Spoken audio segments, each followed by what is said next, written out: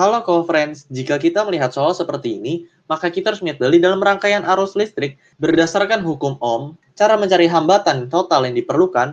Di sini rumus untuk R sama dengan V per I. Dengan R adalah hambatan, V adalah tegangan, dan I adalah arus listrik. R hambatan dalam satuan Ohm, V tegangan dalam satuan volt, dan I arus dalam satuan ampere.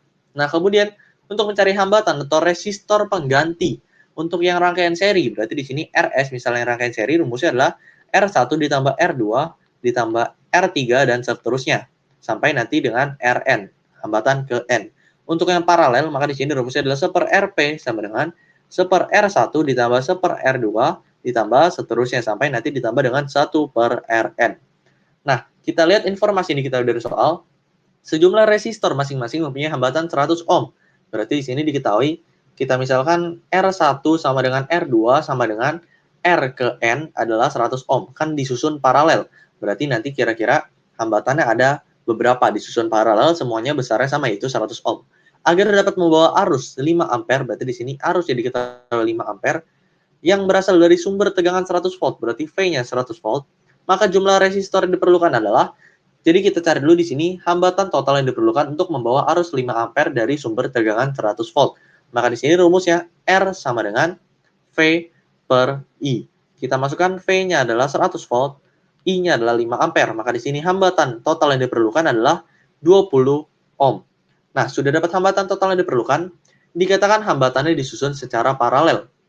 Maka di sini untuk 1/Rp rumusnya sama dengan 1/R1 ditambah 1/R2 sampai nanti ditambah dengan 1/Rn.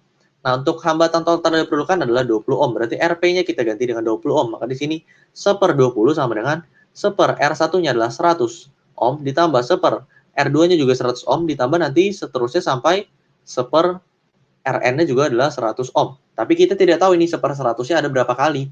Nah, berarti ini bisa kita singkat rumusnya menjadi seperti ini. 1/20 sama dengan N dikali 1/100. Karena ini kita tidak tahu 1/100-nya ada berapa.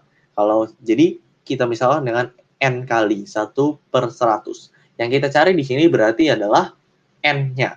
Nah, langsung saja kalau sudah seperti ini kita tulis 1/20 sama dengan N/100. Sekarang tinggal kita kalikan silang. Maka kita dapat 20N sama dengan 100, maka di sini N-nya sama dengan 100 dibagi 20, yaitu 5 buah. Jadi, di sini jumlah resistor yang diperlukan sebanyak 5 buah yang terletak di opsi yang E. Sampai jumpa di pertanyaan berikutnya.